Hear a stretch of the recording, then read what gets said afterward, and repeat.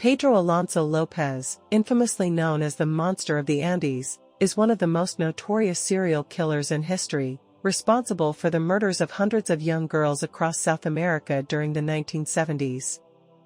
His life is a harrowing tale of early trauma, criminality, and elusive justice. Pedro López, born in 1948 in Santa Isabel, Colombia, was raised by his mother Benilda, who was physically abusive and a sex worker.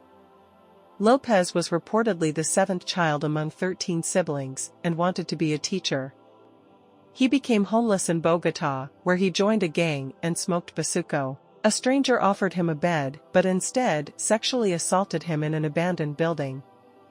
At 10 years old, López was found on the streets by an elderly American couple and enrolled in an orphan's school.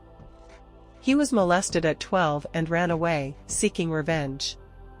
At 21, he was arrested for stealing a car.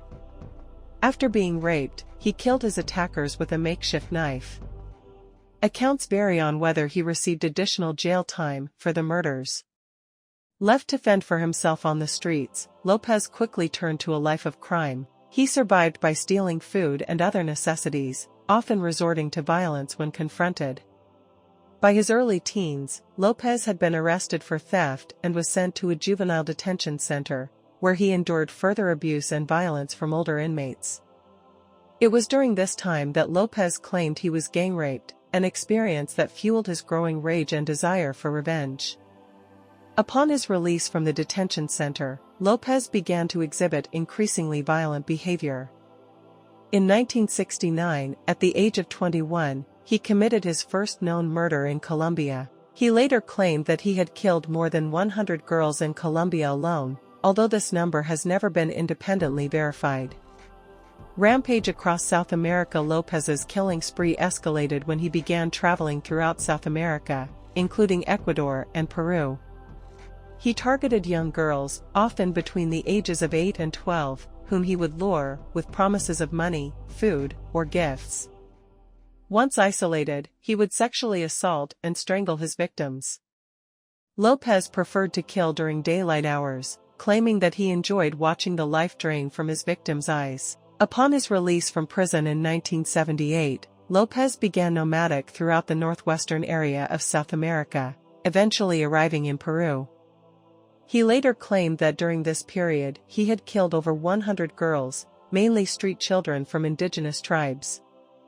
While these claims are unverifiable, it is known that López was briefly captured by an Ayacucha, an indigenous tribe in south-central Peru, after attempting to abduct a 9-year-old girl.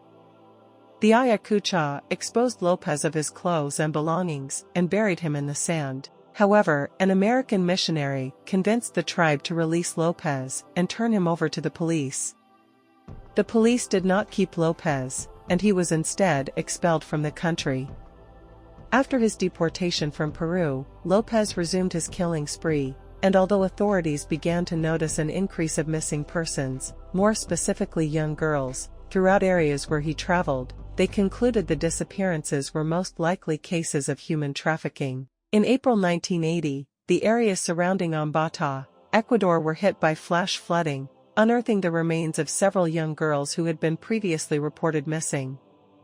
This revelation prompted the police to reopen their investigations and contributed towards López's ultimate arrest later that same year. After his release from prison, López began targeting young indigenous girls in Peru, committing rape and murder. He killed dozens during the mid to late 1970s. He was caught by the Ayacuchos community when he attempted to kidnap a 9-year-old. A Western missionary convinced tribe member to turn López over to Peruvian police, who deported him to Colombia without considering the crimes he committed against natives and the danger posed to society. López, a notorious serial killer, continued his murders in the late 1970s and moved to Ecuador, where numerous girls went missing. In 1980, he was caught by vendor Carlina Ramon and her peers. López initially refused to cooperate with authorities until investigator Pastor Cordova Godino gained his trust and obtained a confession. Police found 57 bodies, and he was charged with 110 murders. He claimed to have committed around 200 more deaths in neighboring Peru and Colombia. On July 31, 1981, Lopez pleaded guilty and was imprisoned in Ambato. Due to Ecuador's laws, he received a maximum sentence of 16 years, causing public outrage. A flooding incident, a man named Lopez attempted to abduct a 12-year-old girl from a local market. Despite being overpowered by local merchants, Lopez remained silent during his interrogation and confessed to his crimes to police captain Pastor Cordova. He claimed to have murdered over 200 people in Ecuador, Peru, and Colombia. Lopez's method involved lured victims away from public spaces with a trinket, then raped and strangled them with his bare hands. He also occasionally exhumed victims' bodies and had tea parties with them. Lopez's motive for the murders was lost at the age of 8, so he decided to do the same to as many girls as possible.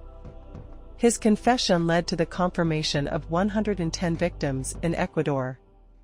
Later, in 1980, Lopez was convicted of murder and sentenced to 16 years in prison, the maximum prison sentence available at the time. In 1994, Lopez was released from prison after 14 years and was deported to Colombia.